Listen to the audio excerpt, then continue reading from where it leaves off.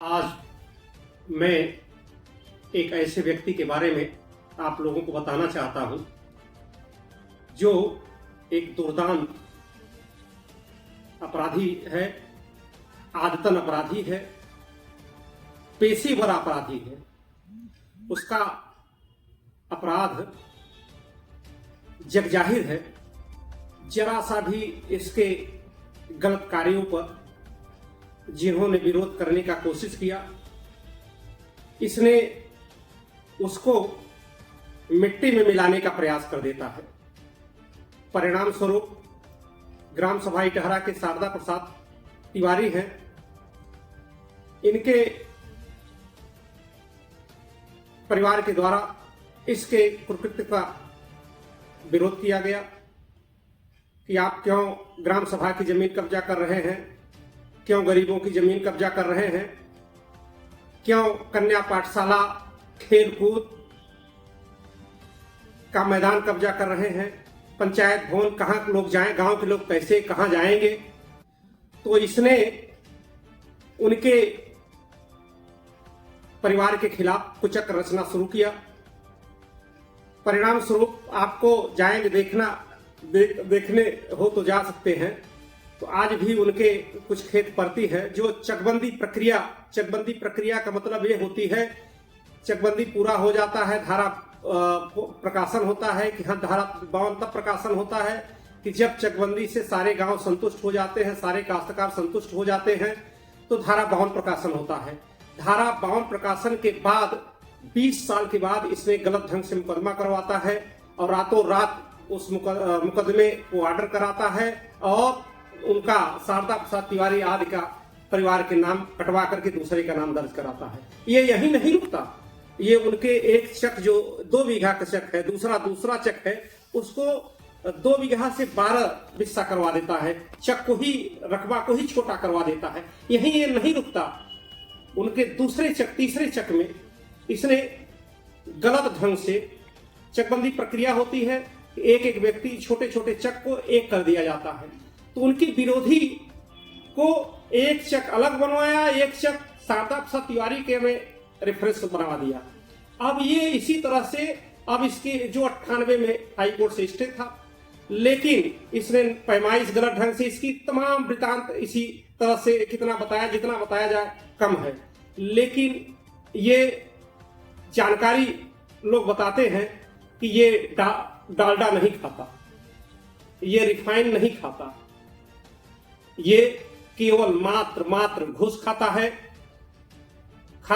जमीन खाता है, या तो दुखी परिवारों का ये श्राप खाता है।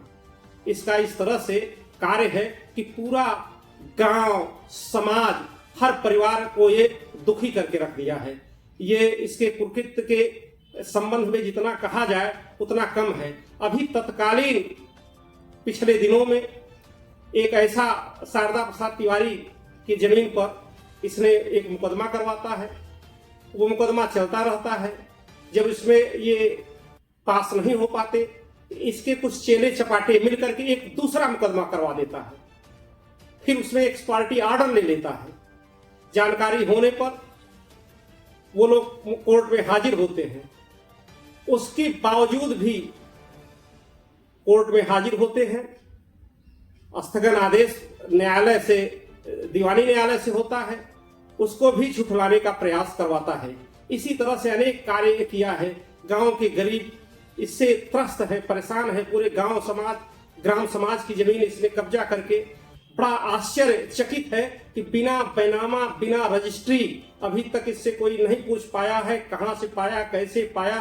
और यही नहीं, ये इस तरह से इसके खिलाफ ग्राम सभा प्रस्ताव पारित किया है। वर्तमान में भी कंट्रोल का इसका भतीजा है जो दुर्दांत माफिया का सक्रिय सदस्य है, इसने भी कंट्रोल की दुकान, राशन की दुकान रखी है, जिससे पूरा गांव को त्रस्त करके रखा है। गरीब वहां जाते हैं, उसका अपमान करके ये भेज देता है। ये मैं तो कह ही रहा हूं, लेकिन शासन प्रशासन ने का पत्र भी इसके विरुद्ध दौड़ रहे हैं, सब लोग देख रहे हैं। इसका इस तरह से पूरे पारिवारिक पृष्ठभूमि है।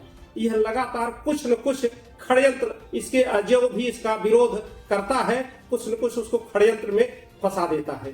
और अपने जो काले कारनामों को एक साम्राज्य बनाए रखने का पूरा प्रयास। इस वर्तमान में भी ये इसी तरह से कार्य करने में लिप्त है।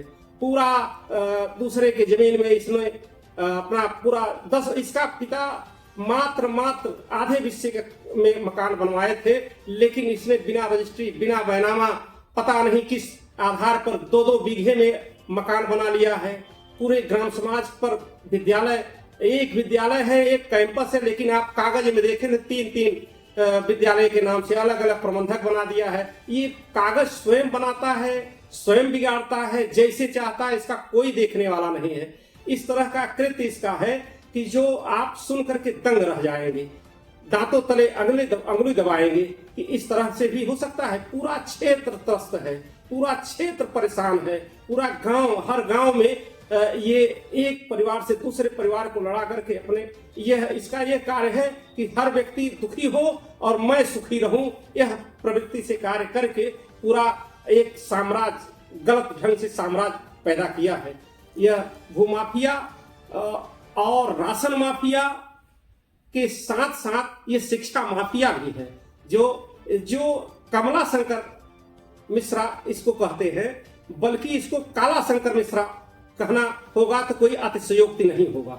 ये ग्राम सभा इटहरा के सारे जमीन को अपने पिता के नाम, अपने भाई के नाम, अपने परिवार के नाम से उस पर एक मौज कर रहा है और सारे कानून, सारे नियम को धता बता रहा है। इसके कुछ चेले चपाटे भी हैं जो इसके साथ काम कर रहे हैं। समय आने पर उनका भी चेहरा बेनकाब होगा और इस तरह से कार्य ये कर रहा है। अब मैं शासन प्रशासन से कहता हूं, मांग करता हूं कि गांव की इस तरह से विभत्स समस्या को दृष्टिगत रखते हुए इसके ऊपर तत्काल अंकुश लगाएं और गांव की जमीन, समाज की जमीन, कन्या पाठशाला की जमीन, उस